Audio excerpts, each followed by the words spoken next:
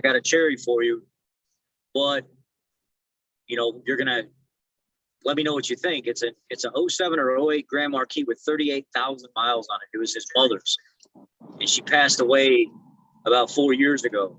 There we go. And it's been in the garage for the last 3 years, not started, but he went out there and fired it right up. The only thing it has is a scuff on the mirror where she clipped the garage. And I said, just clipped your wing. It has a little rat's nest right on the passenger side where the fuel injectors are, and it chewed up about 4 wires. So it's like, I'll take it the way it is. I'm thinking somewhere between 4 and 5 is what I'm thinking it's worth. I could get a lot out of that car, but I'd be willing to pay 4 to 5 unseen. If I could snag that up. If I could snag that car up for $4,500 unseen, that's a $10,000 car all day with that low miles on it. Gotta love the pregame. What is going on, everybody? Sorry for the delay. I don't know what was going on with the Zoom meeting, but it said it was set to premiere. I don't know. I've never had that happen before. But looked like CP was drinking out of a candle. What's up, Brian? Roger, favorite time and day of the week. What is going on? Tom Jubb rocking that new SNS 2.1. What? Right here. Check them out. That kit that you guys saw the short over the weekend. This gentleman came to see me, and by far, I think the 2.1 kit looks good.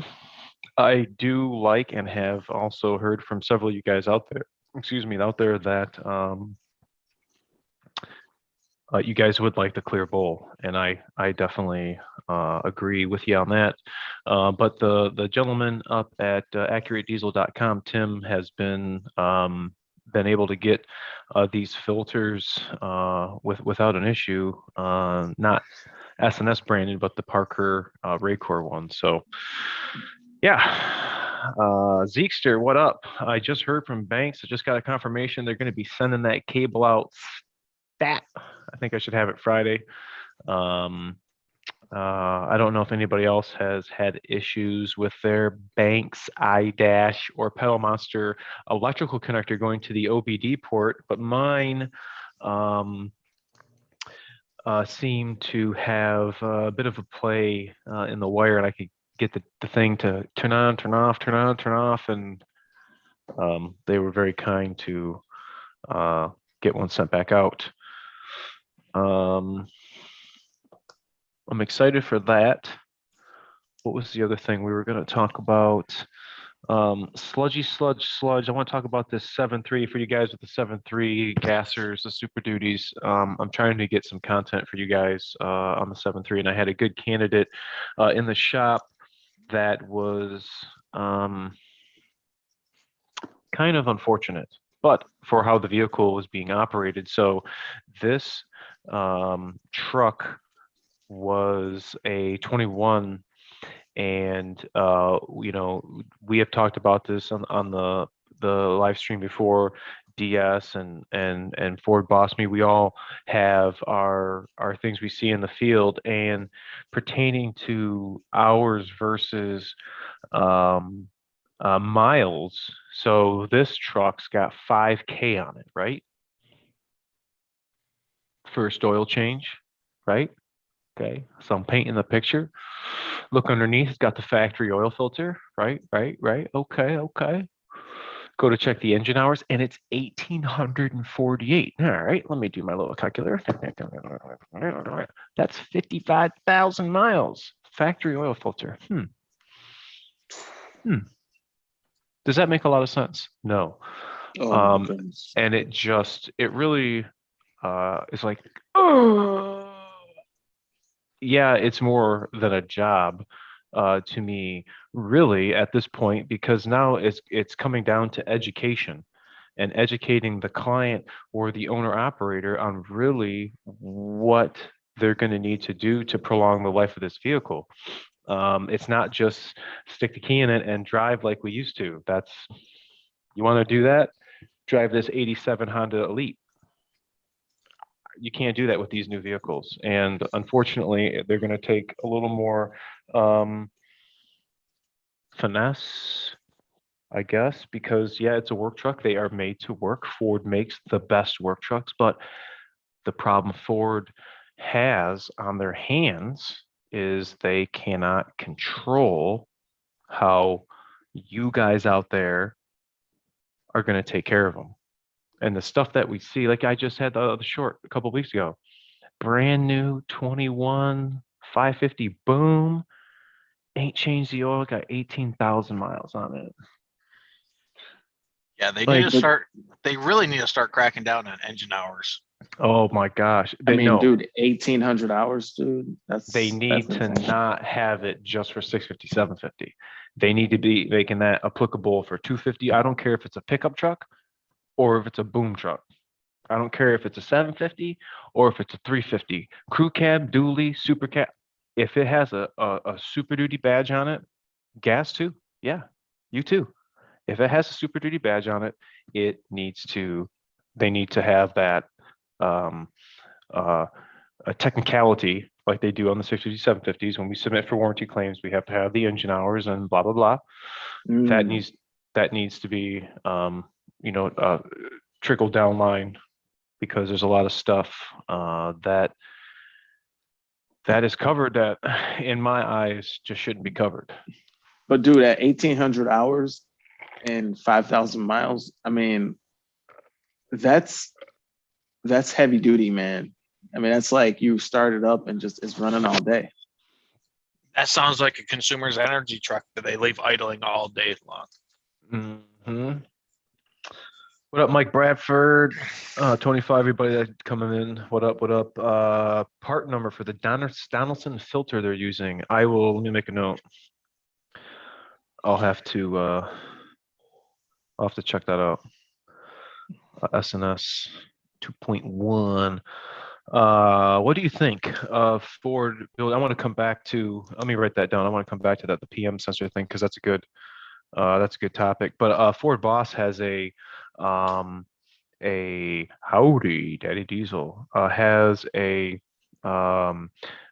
issue with sludge and varnish that he is seeing, and I kind of lost my train of thought when you were talking about that. But what were you bringing up with the sludge issue you were seeing? It's more varnish than anything. Can you hear me pretty clearly right now? Mm-hmm. Okay. It's a lot of road noise right now. I don't know if the phone's filtering some of it out. A lot of people, they'll run a synthetic oil and they'll claim that, oh, it's a full synthetic oil, it's fine. You know, it's Shell, Rotella, or it's Ford full synthetic, whatever it is. They'll idle these trucks a lot. They'll put a lot of miles and stuff on them. And they'll say, it's a full synthetic oil. I just run it. It's good for 10,000. It's good for 15,000 miles. We had a guy with a Super Duty Master Tech AMSOIL distributor. I'm not cutting on AMSOIL or any other oil out there. There's a lot of the reason why I recommend the oil change intervals that I recommend. And it's not because an oil company says this is what it is, or it's because of what I see in the field. This vehicle had been run 18,000 miles. He was trying to prove the claim of the oil that it can run 20,000 or 25,000 without it being changed. And he started developing some upper end clatter going on. And with a 6.2, it was a 6.2 Super Duty, he thought, maybe it's like early signs of a valve spring cracked or something like that. I'll pull valve covers. So at 18,000 miles with this oil in there, he changed the filters in between at 9,000, then changed it again. Right there towards the end, he was going to change it. And pulls the valve covers, and he sees the amount of chocolate colored coating that's on the inside of the valve covers, on top of the cylinder heads, all over the place. Well, they start tearing down the engine because they couldn't find valve springs being cracked. They couldn't find anything wrong with the engine that would indicate this upper end noise that was going on. And then they found metal in the pan. And this is a very well, before this 18,000 mile experiment, a very well maintained truck. And just all the time, wheel bearings, brakes, fluid being done. What he wanted to try as a distributor of the product he wanted to try just his regular gas 6.2 and Super Duty to see if he could do it.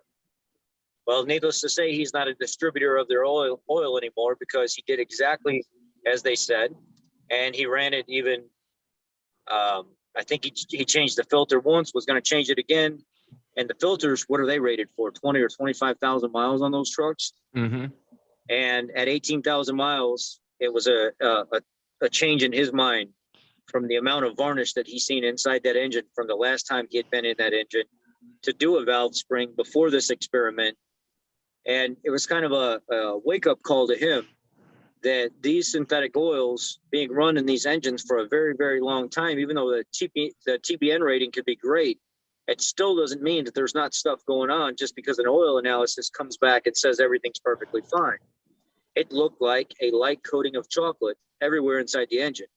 And it brings back a video that I had seen from DeBoss Garage. And a lot of people are annoyed by it because of how it was, presented on a 5-liter Coyote engine.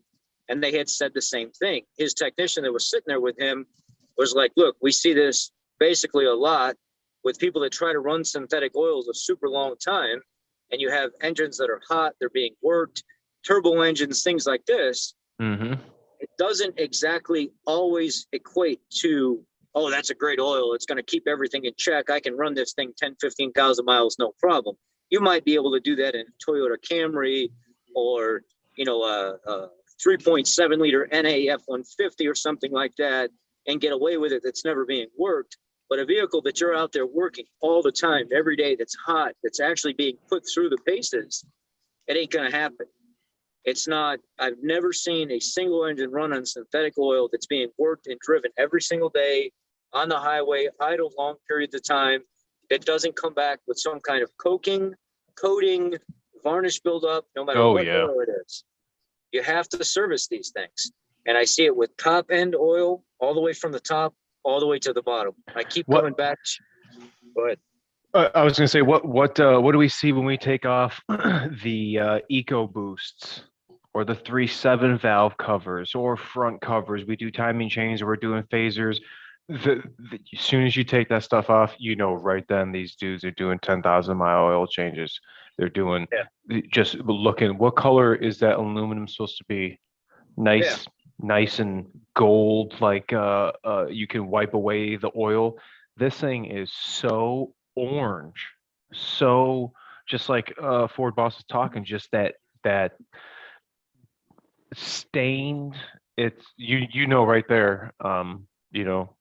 How it's being taken care of, and it'll happen with any oil. That heat, that the oil starts breaking down, and it just, I don't know, it gets like plaquey, doesn't it? Like just kind of. It's almost like engine plaque, where you would have teeth plaque if you never brush your teeth or something like that. It's kind of looks similar. It's a thin coating of what looks like an orangey, chocolatey plaque that's built up all over inside the engine. I have a very popular video on my channel where I actually pulled a piston out of this Fusion EcoBoost engine that I'm replacing for coolant intrusion. And it was very, very small, but it was enough to go ahead and do the engine replacement. And when I pulled the piston out and looked at this at 18,000 miles, she'd already had 3 oil changes, because we do 5,000, 5,000, 5,000 at our dealership. And she'd come back 3 times. At 18,000 miles, when I had to do the short block in this, you could see all the varnish buildup on the piston glands. The oil control ring was completely coked up and coated up, where there was almost no relief or cylinder wall scraping at all. And at 18,000 miles, it was very apparent to me, you have to really be in tune with what's going on with your engine. And even though the manufacturer says we can go 7,500 miles, we can go 10,000 miles, you got to be bigger than just what's on a piece of paper. If you're trying to run a piece of equipment from point A to point B every day, and this is how you make your livelihood, regardless if it's a Lincoln Town car that's driving 40 minutes one way, 40 minutes back. I know if I did that with this car, with as meticulous as I take care of everything, I would be in the same boat. It doesn't work that way. There's a lot of people that still believe, because it's got you know, so much zinc and so much aluminum and so much this and so much that. It's the boron that I'm protected, you know, because they say I can run 20,000, I can run 20,000. It doesn't work that way.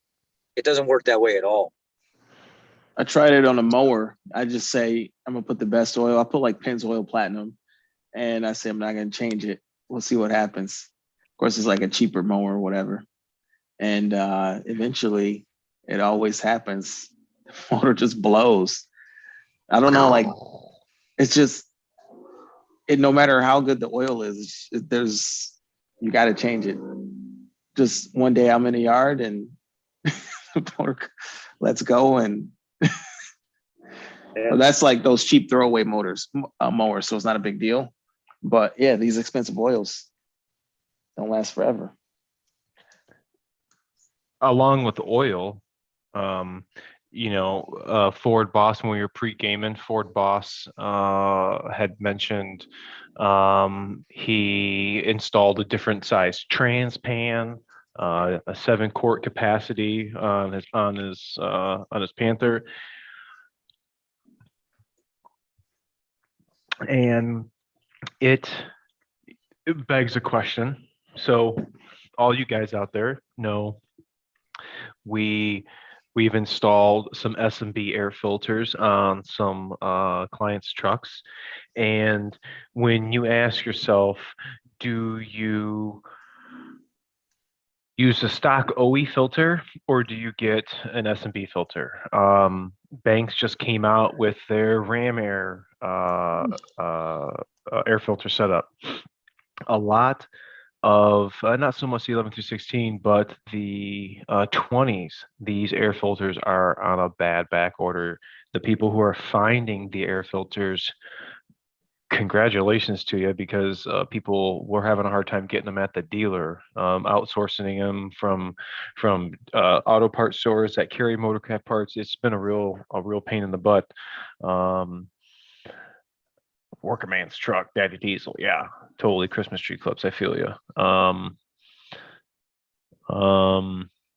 Yeah. So what do you do? Do you get yourself a Canon air filter? What do you guys use in your truck? Are you sticking with the OE filter? The only thing I don't like about the Canon air filters is when I remember the air filters, you take it out of like the plastic little bag, and like the bag itself has gotten oil and stuff, like it's all bleh. Well, a lot of that stuff from the outside is going to be on the inside, and it's going to get on your mass airflow sensor, and it's just going to make your whole intake tubing all just kind of like all oily and everything.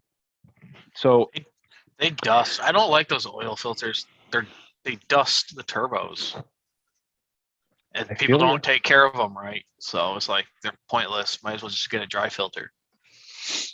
We got to come back to Freddie because he's got a correct question. I ran the Canon on mine, and in 3,000 miles, I was like, I can't do this anymore. I sent the oil analysis in, and they picked up so much silicate in my oil. They were like, I don't know if your filter's not installed correctly or something like that, or what's going on, but you have a lot of silicate in your oil, and it's way above the normal range. So whatever you're doing, you might want to change your filter or something like. They were able to pick it up in the analysis, and sure enough, I was like, yeah, I decided on this oil change or this oil interval, I wanted to run the K&N, and I took it out and never put it back in again. And all my numbers came back down to way under what the maximum spec would be as soon as I took the K&N out. Really? Yep. Trying to copy and I'm paste interested this, how but it's not working. I'm interested how that trans pan's keeping everything cooler. I know the new 10 speeds run a little hot compared to the 6-speed on the Super Duty. I wonder have if that'd wondered be- if somebody's going to make one for the 10-speed. I was looking. I think I saw your video for Boss, and I got online and was looking like, dang, I'm looking for a new pan, like a bigger pan. Yeah, there's a lot of people looking now because they didn't even know that TCI had one available for specific older models. And I like how when they add the new sump, when you add the new sump to it, they put the supports for the factory filter in there so it can't fall down. So they thought of that. They thought about not messing with the way you check the trans fluid level OE wise. So that doesn't change. You can still do all that. And then they added the cooling fins to the bottom of the trans pan, which overall, like you were saying earlier, if the trans oil is doing a better job staying cooler and stuff like that, it's going to transverse into the rest of the engine as well. And it's going to help pull some of that residual heat from other areas. And my oil temp, like right now, normally it's at about 93. Right now, sitting here at looking at the HUD, it's 83. And my ECT is normally about 94, 95. It's kind of like right with the oil temp, especially on a night like tonight where it's like 75, 80 degrees. It's down to like 87. So it's dropped everything about, on average, about 8 to 10 degrees, not only from the trans, but all the way it's transferred to the oil and the coolant as well. Yeah, I mean, because the coolant goes to the transmission anyway, right? Through lines. I'm trying to think On how this- it works. On Or this trans- particular one, it runs through. I think this one runs either to the radiator or to the cooler that sits in front of it. It doesn't actually run to the trans on this, but if you're looking at like the F-150s and stuff like that, it does have a thermostatic valve that opens and closes based on trans temp, and some of them have like that cooling filter and stuff that's mounted to the front of it. This particular one doesn't. It's just it's an old car. This doesn't have any kind of ECT running back there or engine coolant. So if you Okay. guys, after you hit that, smash that like, hit the comments. Cody has posted a link to ppepower.com, and there's actually a quite nice looking 10R140 transmission pan that is aftermarket, obviously. That I don't know. What do Maybe you we guys should think? get one. What do you think about that? We're gonna Maybe. need to be doing a trans flush here next 10,000 miles. Pan looks pretty sweet. Let me screen share this. Would you guys like that? Let me see here. See if I can figure this out. Pretty good for guys who tow. So if I remember right, like on older vehicles, the trans oil used to kind of go to the radiator. So if you were gonna like pull the radiator out, you'd unhook like the trans lines from the radiator. Check that out. Right, that's how it is on the Dodge too. PPE.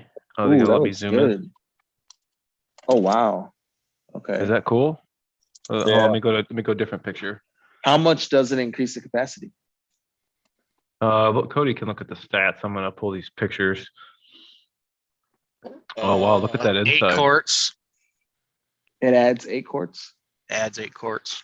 Dang, that's a lot, man. Right. Okay, looks like we got a press-in rubber gasket. That's cool. It won't let me zoom How in. much is that? $350, I think. $3.99 for the And raw. it's got a drain pan. Come on, drain plug. The black is $4.19. Oh wow, I'm getting close to that. Hold on, it's coming. I didn't realize they had a black one. Ooh, That's pretty nice. That would compliment. Oh, I hope Hammertown has known about this, because that would look great with his diff cover and mine, which I haven't put on yet. Am Oh, I wait, hold right on. in saying? There's his. Look at this one. Oh, snap. Am I right in thinking that these 10 speeds run a little hotter? Bro. Yeah. I've heard people saying just that. Wow. It does have a 1/8 inch port for fluid temperature sensor, Oh. Ooh. compatible with OE gasket and filter. Ooh. Compatible with OE. Does the stock dipstick read correctly? I That would I assume so. Well, the fill hole on the other side, we don't have a dipstick on that for that boy.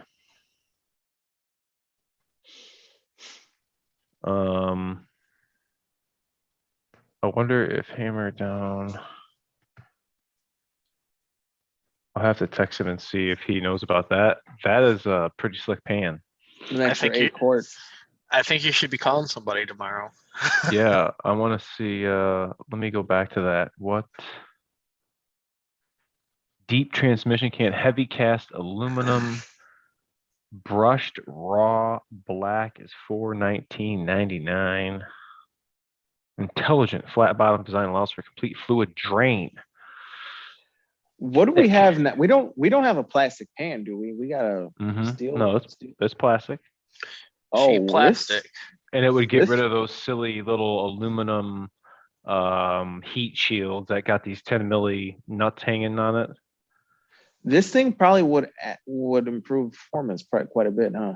Would you guys like to see one of those pans on the show?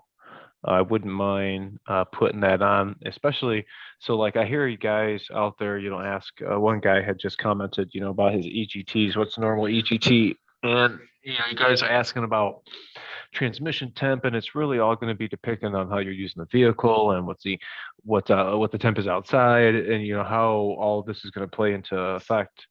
So if we had Ford Boss's testimony right now, he's got a different size trans pan on his. He said his trans temp's lower, and overall his temperatures are running lower because the vehicle is having to work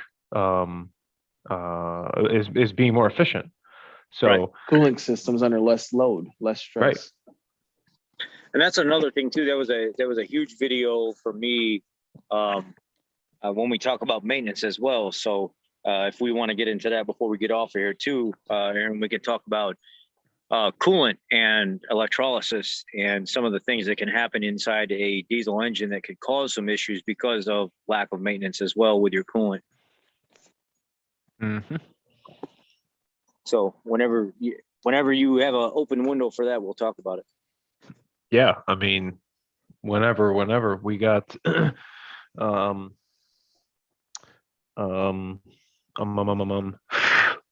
what's worse? It's having a daughter with long hair and a wife with long hair, because I have woman hair like all freaking over me. It'll be in my pockets, it'll be in my underwear. Oh man. All over my truck. All right, so time to be controversial. So the thing with D-Boss Garage, when he did the whole Ford thing, the whole Coyote engine thing, is he's tearing apart this 5-liter Coyote, and it's all varnished, it's all sludged, like it's bad. Like it looks like, to me, from what I've seen, I've torn apart a few engines in my day. It looks like whoever had that vehicle just ran cheap oil, never changed it. It was just covered in just thick sludge. And the guy tearing down the engine was like, oh, that's from running full synthetic and going in short trips. It's causing crystallization of the oil because he didn't drive, it didn't get hot, and then it turned into the sludge. And I'm sitting there thinking like, bro, how did it turn into sludge? You're saying the oil never even got hot and it's turning into sludge and it's from full synthetic? And What he I'm just means thinking by like, what he means by that is that it's the beer can effect. It's taking a beer can or a soda can out of the fridge out onto your deck in the summer, oh yeah, and then shutting it off, and all that moisture sitting down there in that oil and stuff. And there's only so much that can be done by doing that over and over and over again. You start to create a sludgy substance. You start to create this milky-like substance under the oil cap, as well as it eventually starts to affect the TBN inside the oil that cuts down on a lot of that crystallization and varnish that he's talking about. He just used his own layman term when he called it crystallization, but there is some truth to what he said. Now, is it projection? Did he know the entire history of that? Was there maybe some of his own words put in there that didn't need to be put in there, or that he was just assuming? Probably so. I mean, as content creators and as a guy who runs a short trip truck, as you look at my background, that thing is nothing but short trips. It's a gas engine. It starts up, it goes to the next house, it turns off, in cold, whatever. He got There's a no- short Zero, trip there's truck. zero sludge. Like, I don't get that. Cold, hot, I do both climates. I mean, I don't get how. I mean, sludge comes from I don't know, short It trips. comes from a number of things. It can come from contamination. It can come from moisture. It can come from what would you call it? Fuel dilution and stuff building up with the moisture and stuff in there. There's a number of things that can happen. TBN rating breaking, or the TBN level breaking down early because the vehicle not being taken care of properly. We don't know the story behind that engine they were using, but there is a lot of truth to what was being talked about during that segment that a lot of people don't even think about. And we can go all day and say that these oil companies that put out these oils, they're just phenomenal and their numbers are spot on. But these numbers are run under like ideal environments and stuff like that. They're not seeing vehicles that have 50, 60, 70,000 miles on them down the. I talk to engineers all the time. There's a lot of controversy on my channel from time to time when engineers pop up and they try to show their backside, and I check them. And then there's the majority of the engineers that watch my video that work for these companies that are in these labs that are testing stuff that 100% agree with what I say, because they can't control and test for all these specific situations. That's why I don't like standing behind full synthetic, semi-synthetic, whatever blend and conventional oils by the claims that are made by the manufacturers. They can get better and they can engineer them better. And they have over time. Obviously, we've seen that from the 80s Castrol and Pennzoil Fandango or whatever with the paraffin-based stuff where everything was waxing up to what we have now, where they are getting 15,000, 20,000 miles out of oil. But that's in specific situations where you have some old guy at home that is meticulously walking out to his Toyota Tundra every morning and wiping off the little pieces of plastic because he sees a speck of dirt and you know, he's got a little scratch on the plastic on his tailgate handle or something, and he's got to buff it out real quick. For those of us that work these vehicles every single day, that are short tripping them, that are long tripping them, that don't have time right now to do the services like we're supposed to, and 100% stand behind the claims that are made by the manufacturers, not only of vehicles, but also of oil, that we believe that stuff. And we hold it near, dear, and true because we have a friend or somebody that makes it. Oh, I change oil every 15,000 miles on my truck, and it seems to be fine. So you should do it too. It doesn't work that way. It just doesn't work that way. And then people come in complaining all the time. Well, why is my engine doing this? And why am I all of a sudden? Why am I leaking coolant? And why is this? And why? You know, we can get into a whole topic on failures that people don't plan for that come from running extended coolant level or extended coolant changes and oil changes and neglecting certain things, brake fluid flushes that can cause catastrophic failure and they never realized it's because they're believing people that said they do it, so you should do it, or manufacturers that say, oh, this is okay, when all they're trying to do is really sell the vehicle. It's not really, they're not really being completely upfront and honest about it. Yeah, I'm with you 100% on that, but I was just kind of confused how that guy was saying like that was synthetic oil related to the short trips. I'm like, bro, if it's short trips and condensation, what is that? Conventional oil, synthetic oil, that would all be kind of similarly affected, because it's all gonna.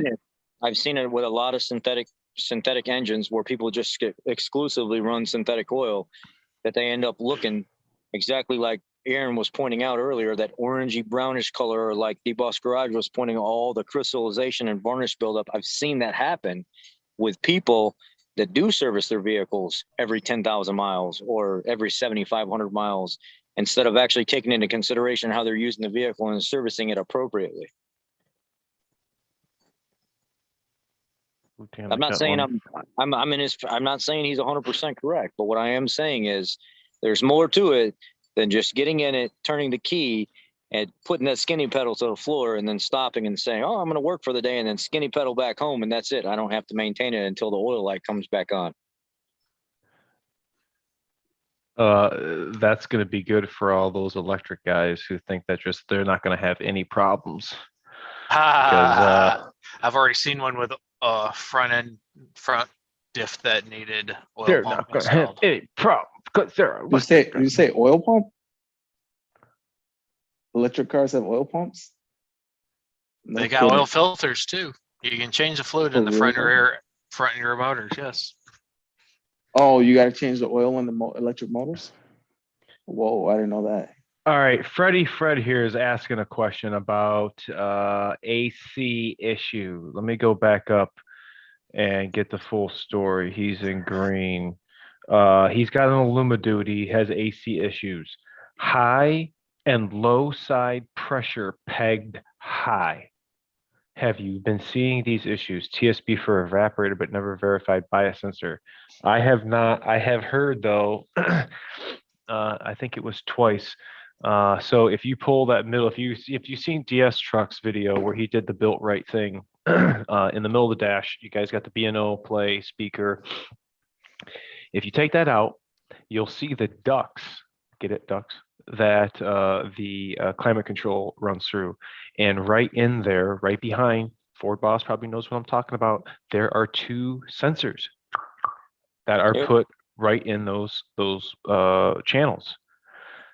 They were switched, and they put the wrong one in the wrong side, and was getting it was all messed up. So I'm not saying that's happening to you, Fred, but I have not seen a bias sensor. But if somebody's worked on it and maybe has not put something back correctly, not saying that's what it is, but restriction is going to make it peg high. Something could be wrong with the compressor. I've put a lot of compressors on things. Yep. Compressor can be junk, restriction, overcharged. All the trucks that idle all day. Cabin filters are clean. Condenser, radiator. We get a lot of construction trucks that come in that are Super Duties, 150 and above. And one of the main things that we see is fans are running high, pressures are high, everything's skyrocketing through the roof. And then I do a couple hour clean where I actually get in there, I actually put 2 pilot holes, and I actually mark them so they know. I say pilot holes. I put plugs in them, and I put clean hole left, clean hole mid, and then clean hole right. And I actually label them, and I let the customer know, like, look, I put plugs back in here, but a lot of the high pressures and the fans racing all the time that you're seeing in your AC system is because they're plugged up. You pull up the job sites, they idle all day, they suck in all the debris and bird feathers and everything else and dust, and it just covers that condenser. Change of state can't happen properly, pressure starts skyrocketing, fans got to come up to pull the pressures down. They're trying to do everything that they can to pull pressures down, and they can't because it's so plugged up, can't get airflow across it, and they just don't clean them enough. They don't pull them back into the shop, hose them off every once in a while. They just let them go. What about in your area? I know over here the cottonwoods are absolutely atrocious, and it's you know what I'm talking about. You know what a cottonwood tree is, Rich? Oh yeah. Yeah. Depending Okay. on the time of year, yeah, you'll have that stuff all over the place. So for you guys that aren't around the area where these things are, there's big trees, and they're called cottonwood trees, and it makes your allergies all messed up, and it's a really fine. It look like it's snowing. It's so bad. And then it, you know, it's just we'll have a good rain, and like it'll wash all the shit out of the trees. But anyway, you'll drive through these.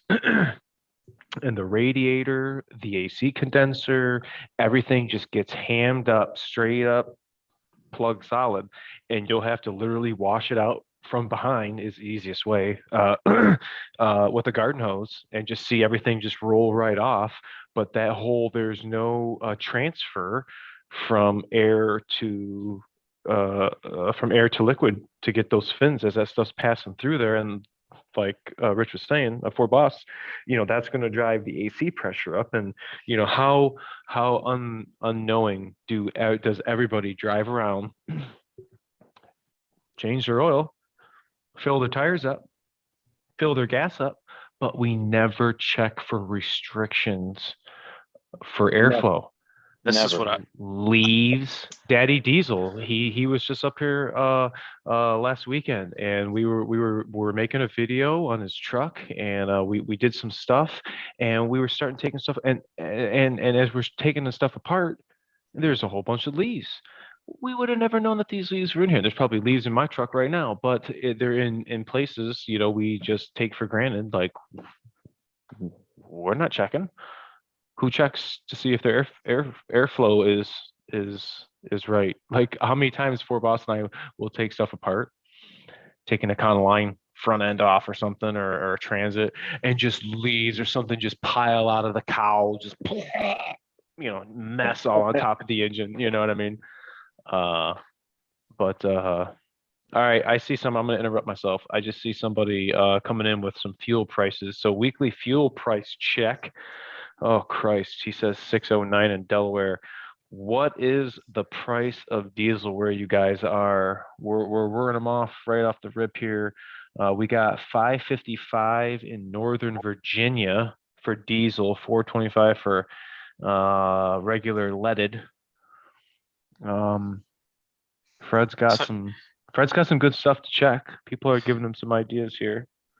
last I looked here was 570. I'm 521 right now. Hell, overnight, I just fill up 449 and wake up, or not even wake up.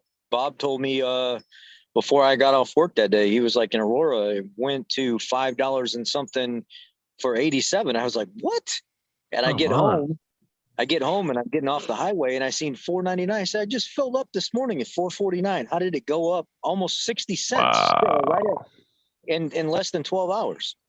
Wow, look at it come in. 569 South Florida, 542 in Dallas, 545, 499 in Houston. Could hit $10 a gallon.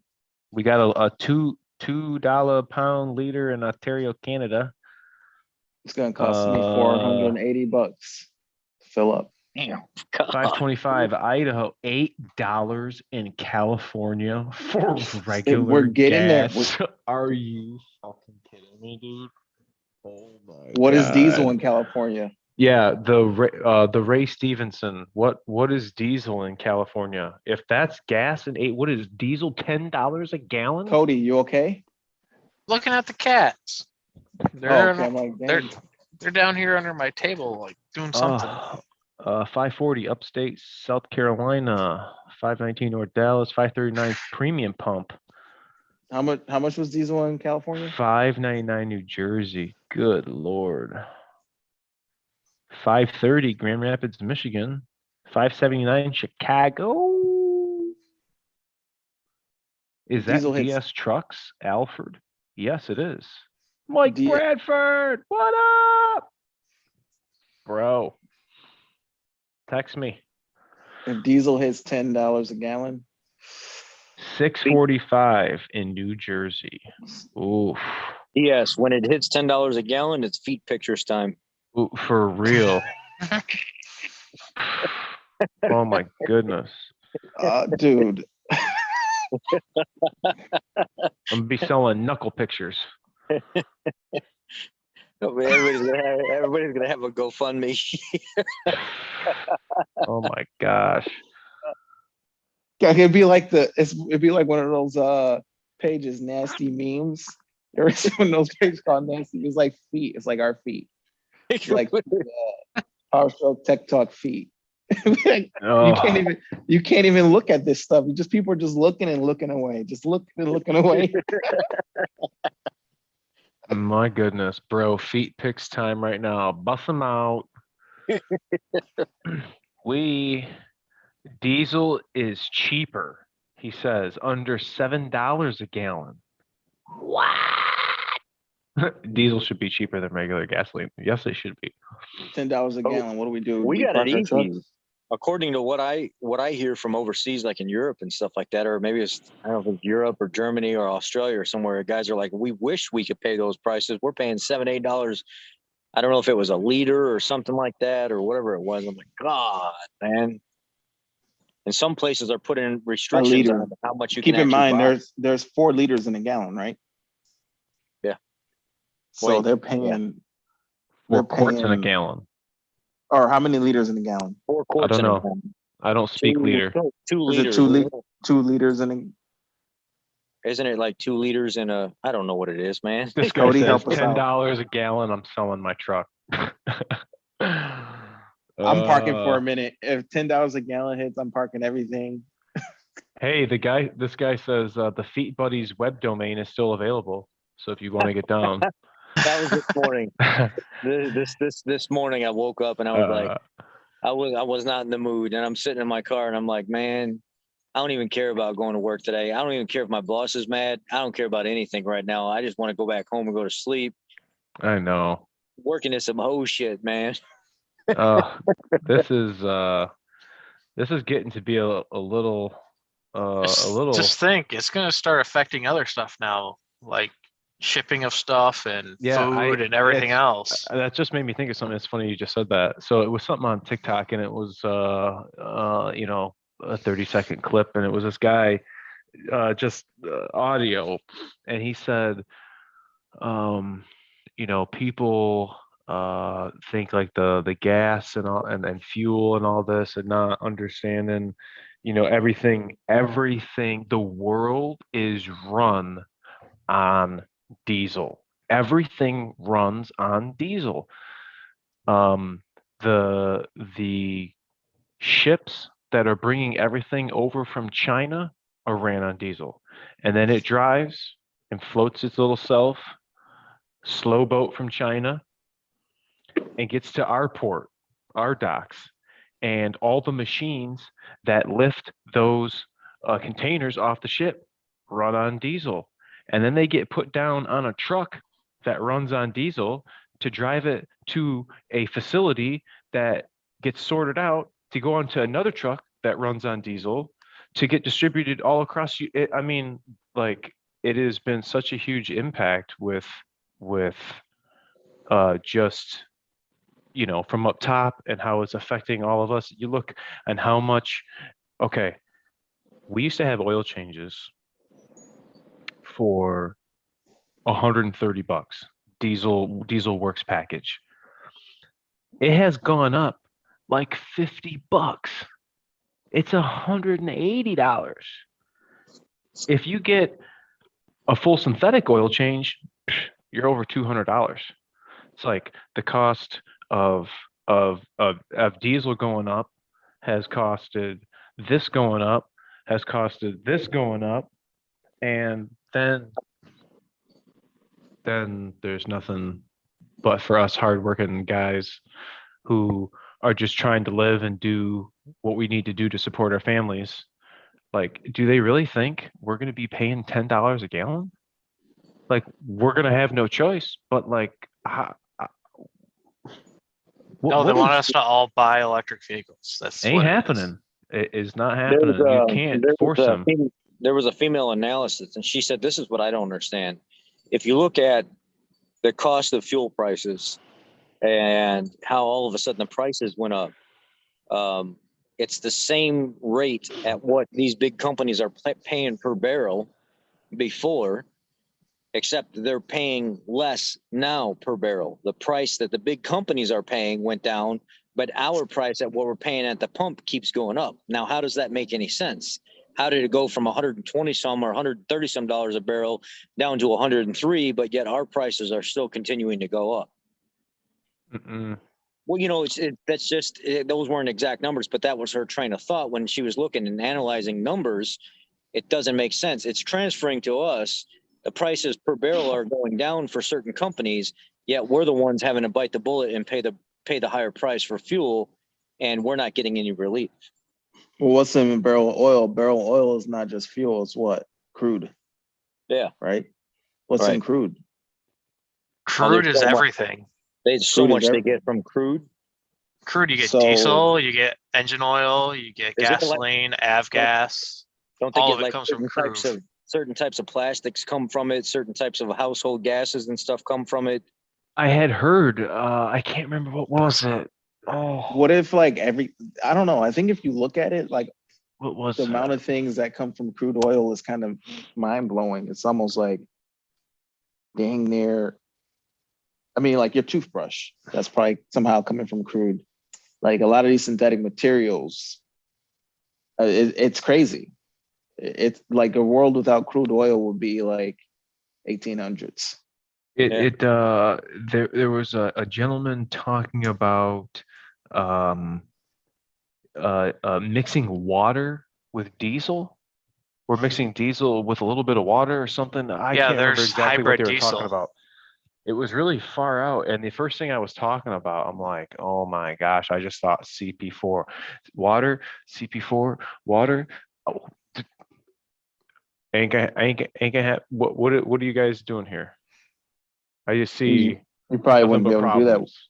You wouldn't be able to do that with a CP4, huh? Are you just going to continuously have to run this all day, every day, like literally? Because you got now supposed to be water in your diesel? Like, it seems counterintuitive to me, but I've got a lot of guys turned on to that right there. That 6-in-1. Yeah, I got That's a good lot of stuff. guys turned on to that right now. New Super Duty owners that have been messaging me on like TikTok and stuff like that. That ask, hey, do I run that stuff in every fill up? And I'm like, you know what? It better be safe than sorry, brother. I'm just telling you how it is. I think it's the best way to do it for that CP4, especially. Tell them share our code PTT if they go to the Hot Shot site and There's just supposed to be one of the guys on here tonight. I told him to tune in tonight. He said, I'll make sure I watch you guys as soon as you pop on. So if you if I gave you the recommendation to be here right now, say hi. Say hi to Aaron. yeah, I had a guy come in here that said he was gonna put his reminder on it. Maybe it was him. I don't know. But definitely a big thing to add to your fuel tank. And I wish I had like a trash CP4 or just a vehicle, a trash 6.7 that, still ran, but nobody gave a shit about. I'd love to put trans fluid in it to see how it ran or if it had a problem. Like we did CPs when we ran that thing. We were driving on the freeway 75 miles an hour. Ain't no problem. Thing didn't skip a beat. But are you doing that with the 6.7? Are you running a 6.7 on trans fluid? If you cut it with diesel, I'm not saying half a tank, half and half, but if you put trans fluid in it, would that be the next level additive? Do we need this versus we need more lubricity? That is our ultimate goal. I don't want the USLD or the ULSD. I want I want the highest sulfur content you can. The sulfur is what lubricates. We start taking that sulfur out because of emissions and whatever, but it's going to be affecting how our stuff works. Right. That's just can't get around it. It's just how it is. Trying to find that diesel. There is a diesel that they're adding something to. I just can't remember. That one guy did the video on it. I can't remember his name. What's the point of doing the water? What's it doing? It's just cheaper because it's water. For what? So when they add the water, so you get more like miles for less money. No, I can't think what I was watching. I think it was something on YouTube, and they were they had a flame of like regular diesel, and like when you light the diesel and it's burning there, and how like smoky it was, and then they did another demonstration with the water diesel combo, and it light and fire, and I mean it was literally no smoke coming off of what was burning. But it just like CP4 water. I don't know. So somehow it's maybe cleaner or maybe more power, just because it's cooler. Maybe it's a way for them to not so much unlock, but maybe introduce more oxygen to the fuel, so it's a cleaner burn and makes maybe a little bit more power or something like that. I don't know. Jeff Dunning just asks the code for PTT. I'm sorry, for Hot Shots is PTT, and then people are telling us if you combine, so use the PTT code, and then go back down to the code box again and put in DS-trucks and apply his code, and you can double up on them. So Yeah, they've got some decent oil too. Chris Phillips, he says he just picked up a 22 Super Duty, and the first thing he did was use Hot Shot at the dealer. They're probably looking at you like, man, what's this guy doing? You're not supposed to put anything in there. Yeah. It won't be such a secret.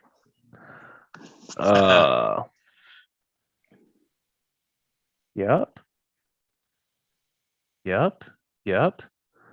I'm looking at what Daddy was saying. EDT, Jason. Yep.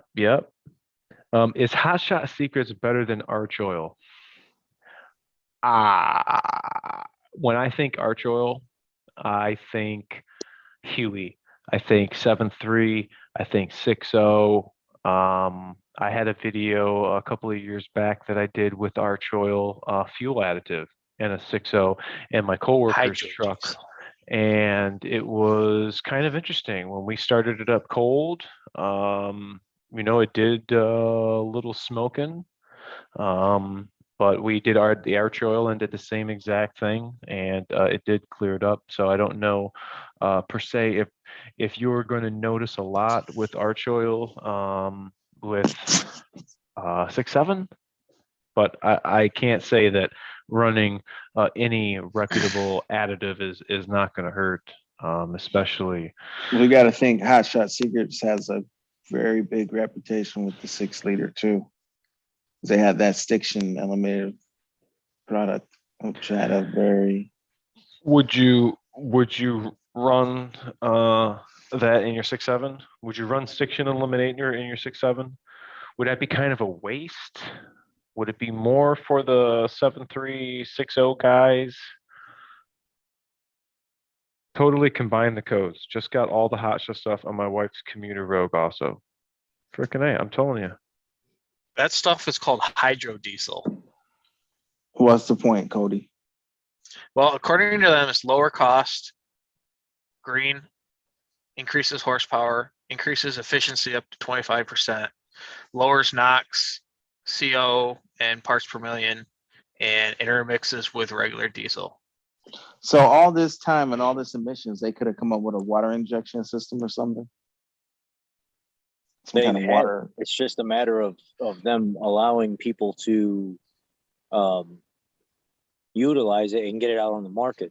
I mean, we've had guys that have come up with ways to save fuel and do better with fuel for years, and it just gets nixed or pushed off the web, or they get suppressed or hidden somehow. And we've had stuff like this. It's just a matter of letting it get out and not affecting the oil companies. And Project Farm was the one that had that video. So there's a video on Project Farm, huh? I will post it in the chat, actually. And the wear looks the same as regular diesel. He did it to a CP4? No, he did a wear test on his bench. Oh, okay. Interesting. So this water is like really blended in before it gets. I don't know how it works, but the biodiesel has more lubricity than it does. I can tell you that. Because this was comparison against biodiesel and regular diesel. Use more oil, vegetable oil, and he used that in a comparison of all of it. Interesting. I remember seeing it, so I was on a mad rampage to find it. Yeah, Project Farm's got he's got some good stuff. Reducing the levels of harmful emissions by 33%. Supposedly. I have a video coming up that was quite interesting. Hope you guys are going to be are going to like it. It's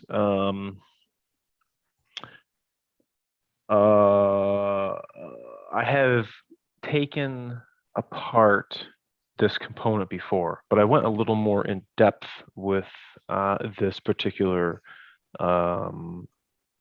component, and it is on the 11s all the way to current model 22. And there's different variations between the years, and it is going to be kind of important for you guys to see this broken down this far, because it's not something we see every day. And I'm getting excited because it's going to be these next couple of videos coming up, and it's going to, bring another question about oil and additives, because this is very, very important. Project Farm, yeah. FR3. I have FR3 in the oil. You can smell it in the cap.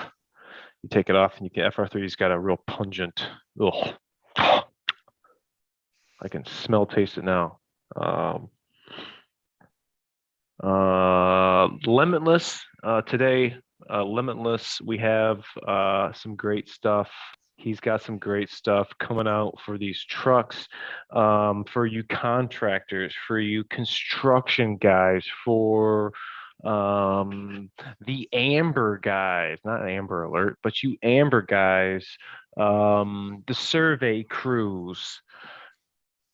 I don't know where this guy comes up with this shit. DS trucks.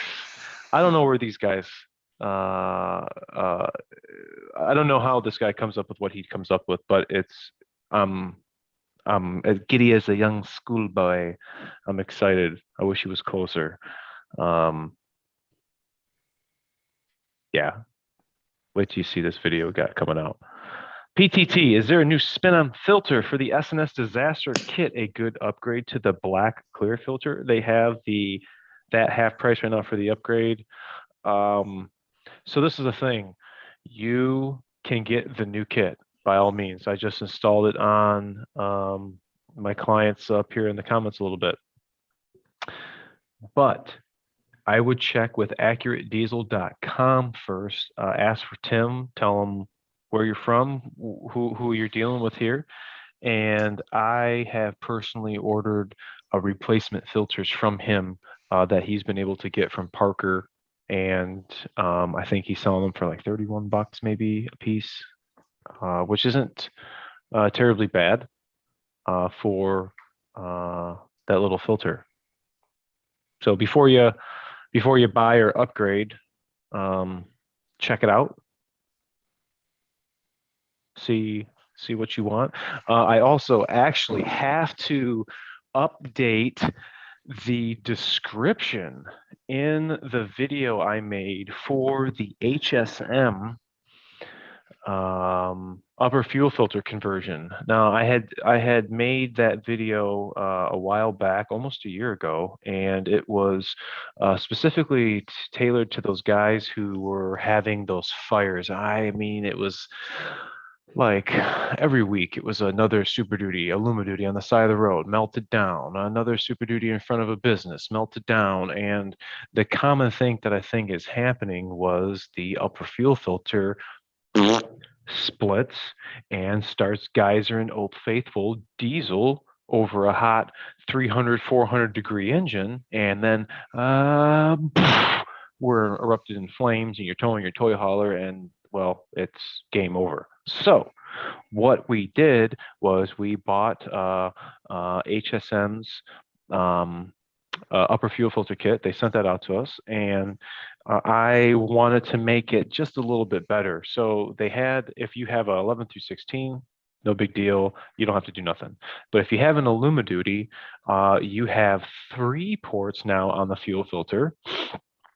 2 lines go to it, but the return line they want you to modify, and they have a AN fitting that you need a wrench to take the return line off, and then you can pull the filter out or have enough room to, orientate the hose and the filter out, whatever you want to do. So I'm like thinking, tech, what do I like, I don't want to use a wrench. I had 3 disconnects, quick disconnects before. Let me just make another quick disconnect. So I went to my local Parker store and told the guy we were bullshitting and talking and, just carrying on. He's like, you know what, man, here, you can just have it. And I'm like, oh man, cool, thanks. And peaced out. And I'm like, oh, I don't have the part number for that. And it was so hard to look up. Well, I went back and I got it.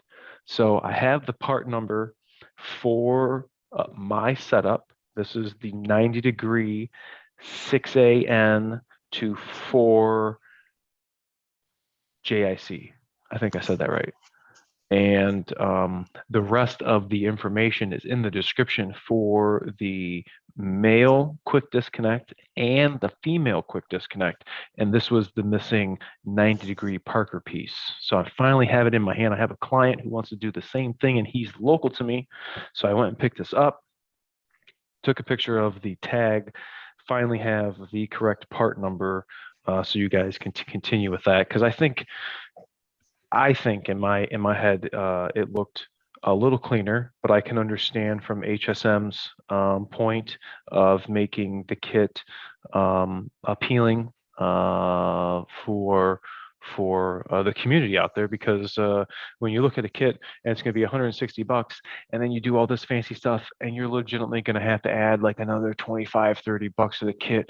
It's like, is somebody going to be, hey, $160, $190? I understand, and I just felt I could make it PTT's version. So if you want to get set up like we did the that truck, that information is going to be updated and will be available for you guys. That's my info. All right, guys, I gotta go. Good night. Thanks for having me on here. Peace, Brian. He ain't going nowhere. Yeah, he's going to sleep in the garage. I don't know exactly how to work it. You just Send back out. team to tell them diesel owners love quality. I talked to Zane and I had told him, what I did, and then, I think it's just a business decision. But that very well, could be a good point. A kit, they could supplement maybe like an add-on. You could buy it for here, but if you want to have a quick disconnect setup, drop down box, add, $30 to, whatever. We have a video on that, making that retrofit to that in that video. Worked out great. Yeah, HSF makes some killer stuff. I have a secret sitting on the bench, and I can't.